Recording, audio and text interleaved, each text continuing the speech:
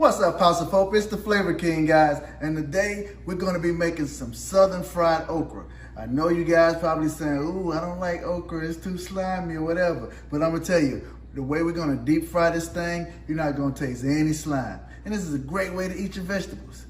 Let's cook. Okay, guys, so here are the ingredients that we're going to need to make our fried okra. So what I have in here is a 1/3 cup of cornmeal and 1 cup of all-purpose flour. And I mixed it with a teaspoon of each of our Creole seasoning, black pepper, and kosher salt. So what I've already done is to my buttermilk mixture, I've added buttermilk and an egg, and I've already put some of the okra in there to soak. So what we do, once we got the okra soaking, now this is frozen okra. So I put it in the colander and let some of the buttermilk drain off. And then we're gonna put it in our flour combination and then to the fryer. Okay guys, look, we're back. We have our oil heating up and I've added my okra to the flour mixture. So we just go ahead and toss those up, get all of them coated, and then we'll add them to the oil. And we're gonna let these fry on about 350 degrees, that's about a medium-high heat, for about 3 to 4 minutes until they're nice and crispy and golden brown.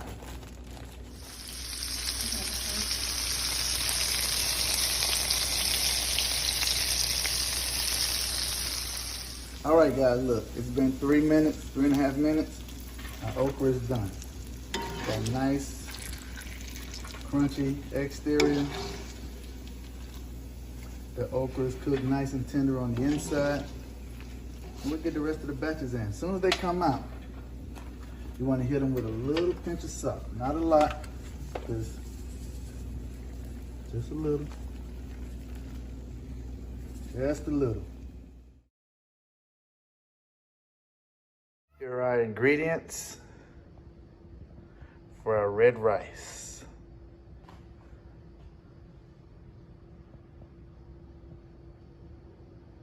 Got some brown sugar. I got some chopped onions and bell peppers.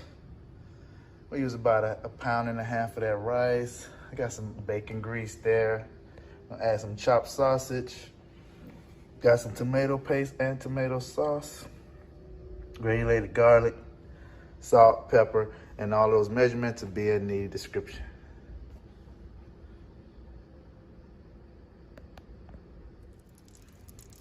Okay, we got our bacon grease in the pot. We're gonna let that melt down, and then we'll add in our onions, bell peppers, and get those sauteed up. And then once we got those kind of translucent, we'll add in our sausage, the brown nose. Here, we have about a 1.5 pounds of rice. I use long grain, but you can use parboiled also. And we're gonna put this in the oven. We're gonna put this rice in the oven for about 35-40 minutes until the rice is fluffy. We have our oven preheated at 350.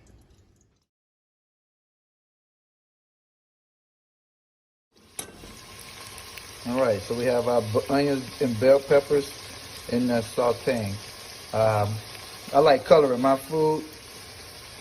You can use just the regular onion and the green peppers, green bell peppers, but I use green, orange, and red bell peppers. So we're gonna let that saute down in that bacon grease.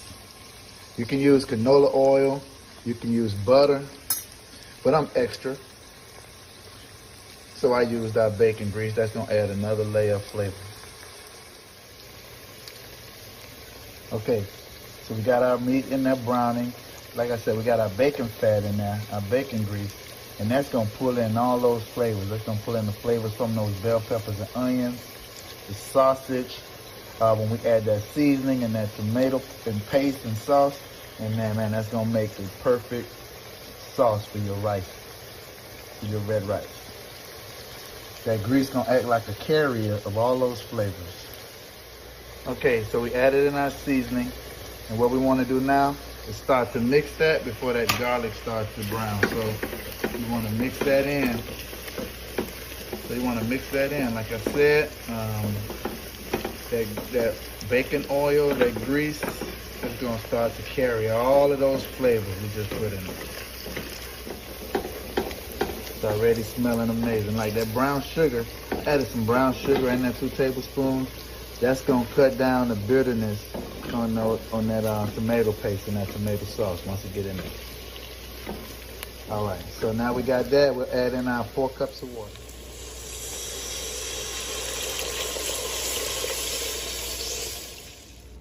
Okay, we added our 4 cups of water to the pot, and we're gonna bring that to a nice rolling boil.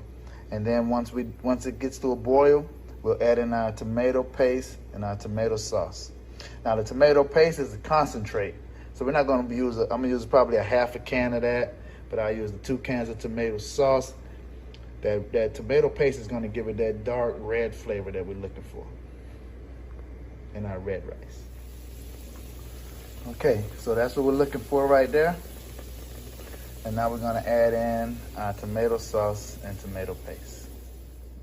Okay, so I've added 23 ounces of our tomato sauce and 3 ounces of tomato paste. That's half a can. Like I had a 6-ounce can, I put 3 ounces in it. So we're gonna bring this back to a boil. Just stir that around.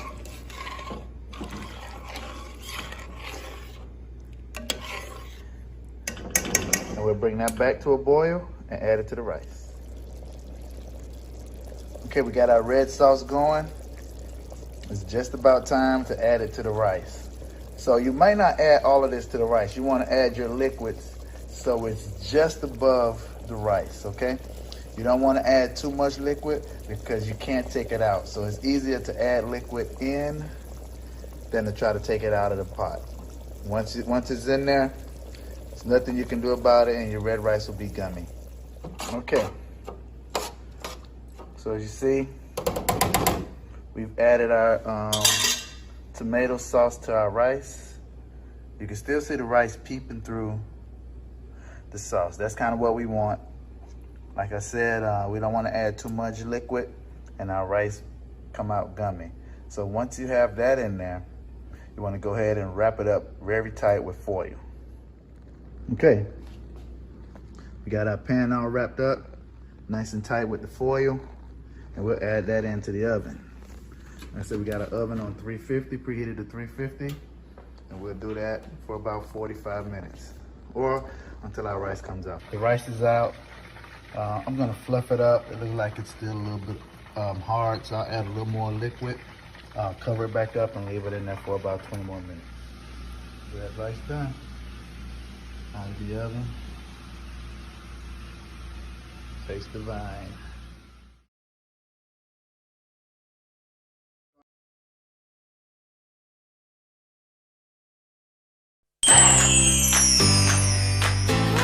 We are still talking all about the season of fall.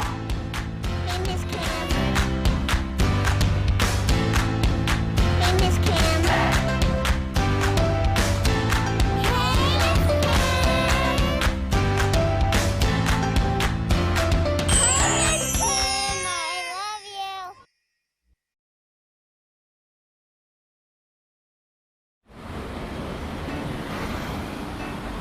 Hey, let's check out this park.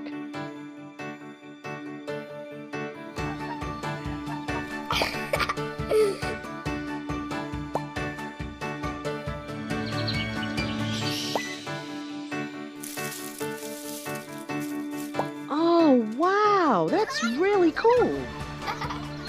To find a great local park or forest near you, go to discovertheforest.org. What's up, y'all? It's your boy Jermaine, Dolly, Mr. Hello, Dolly himself, and guess what? You're tuned in to Tea and Worship with my homies, Mignon and Corey. Keep it out, y'all.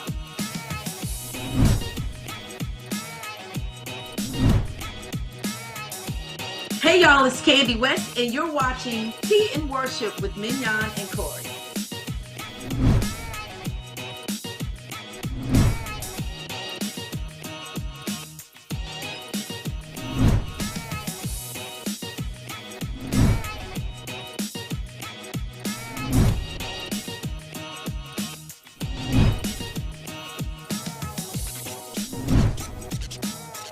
It's your boy James Fortune, and you are watching my favorite news show, Tea and Worship, with my sis Mignon and Corey.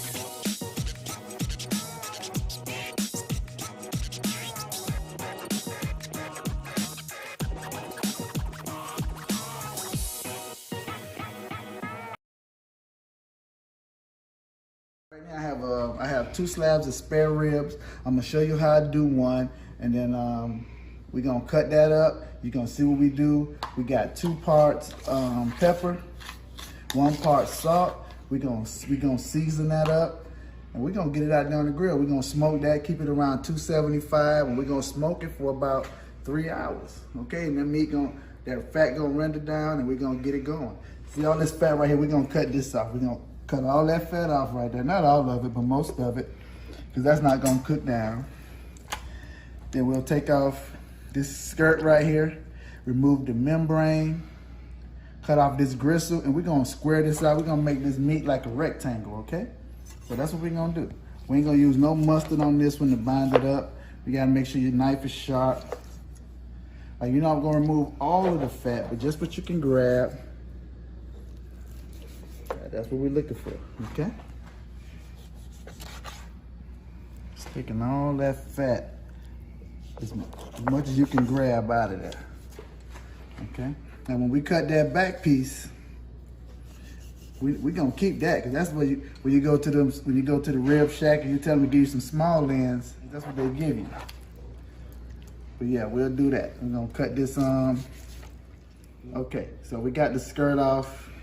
We still cut off some of the fat back here. As you can see, like I said, we got right here, you can feel it. You can feel a little bone right there. Well, it's not bone, it's actually gristle. So you can just cut through that, right? And then we're gonna square this meat off. You can feel the top of the rib right there. So that's kind of like the line we're gonna cut to square this thing up, okay? All this is the rib tip. That's them short end, that short end of the rib.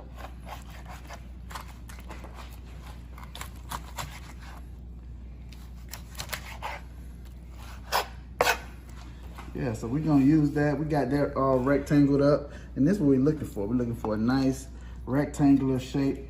Get my little spritzer ready. It's gonna consist of some apple juice, some of that W sauce, some of that Worcestershire, and a little bit of olive oil. All right, so we want to put a nice coating of this pepper and salt mixture on your ribs. Like I said, this is 2 parts pepper, coarse black pepper, 1 part kosher salt. And this is all we're gonna use. You know, you wanna hit them sides too, make sure you get all that.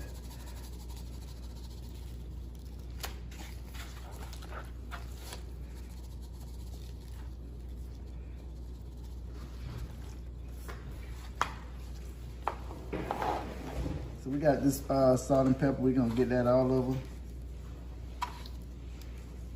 your meat. We're gonna cut this little back end off too. I wanna square it up a little bit more. All right, so that looks good right there. Gonna press that down into the meat, and it's gonna be good to go. All right, guys, so on the back side, we got this membrane right here. We're gonna cut that off. What you do is just get you a knife or a spoon, get up under the membrane. Okay, you grab it, that paper towel, give it a little grip, and you just remove that membrane. That's like that. Now see, this is those small ends, those short end ribs. And I'm gonna separate these and I'll put them up to be cooked later when I want some small ends, but that's what all that is right there. Some small end ribs.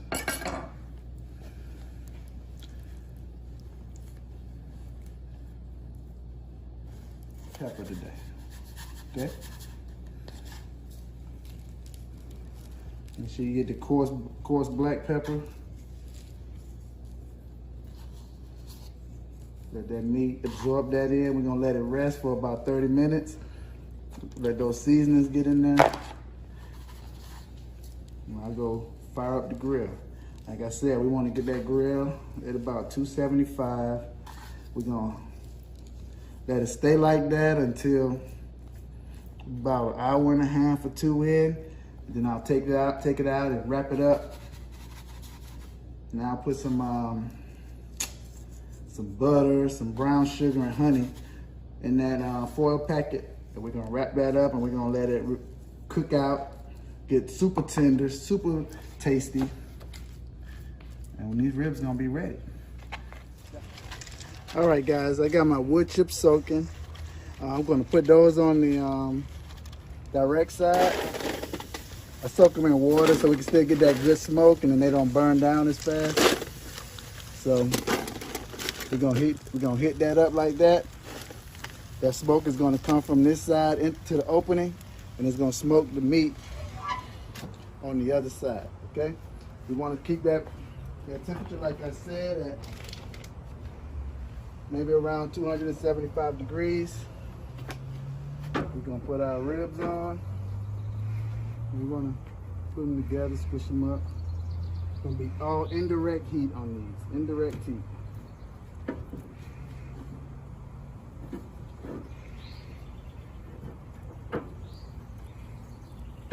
We'll come back out here in about an hour, take a look at them, see where they are.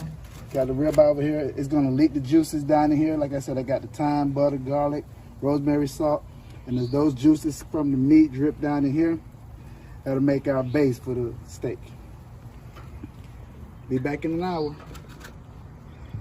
All right, guys, we're coming back out to the grill about an hour and a half later. So we're gonna lift it up. We're gonna see what we got. We got the ribeye back there, looking delicious. We got these 2 slabs of ribs, and I went on ahead and I put some hot dogs on the grill over here. So these bad boys on fire. So yeah, this is what we doing. Right here grilling. Whoa, lost one.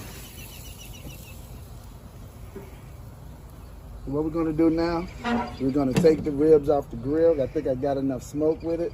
I'm gonna wrap them up. I'm gonna wrap them up in the foil with the brown sugar and butter and honey.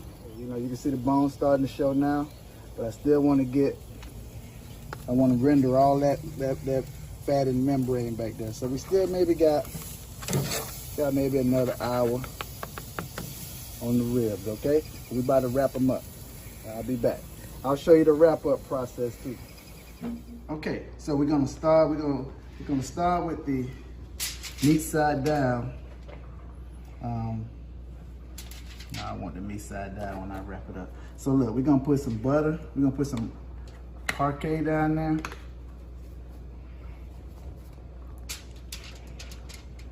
Okay, we're gonna put that down there. Some honey.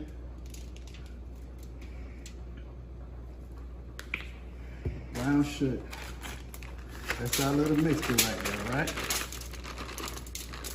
I'm gonna put that on the grill, meat side down. We want all this meat right here to be tender.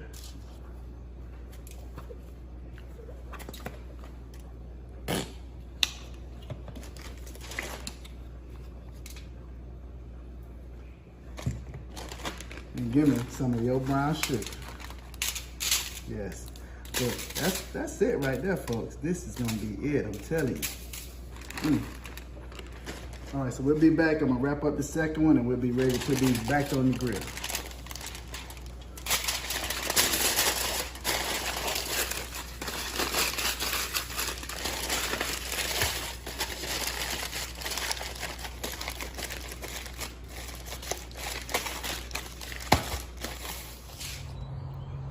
Okay guys, we're gonna put our ribs back on the grill now. They're all wrapped up.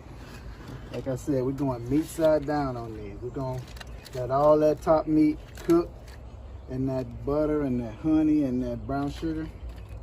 It's gonna give it amazing flavor. Amazing. Let me see. The ribeye still feel like it's about medium rare. I'll get my temperature, my thermometer and see what it is, but.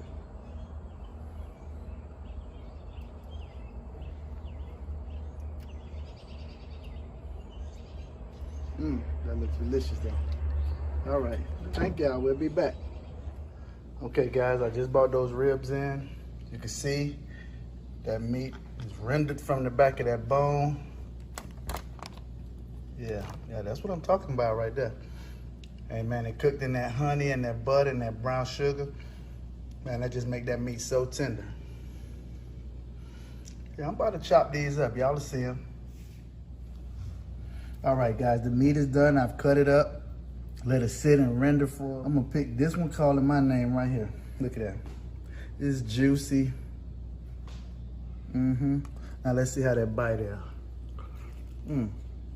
Oh my God. Well, that's all the chain right there.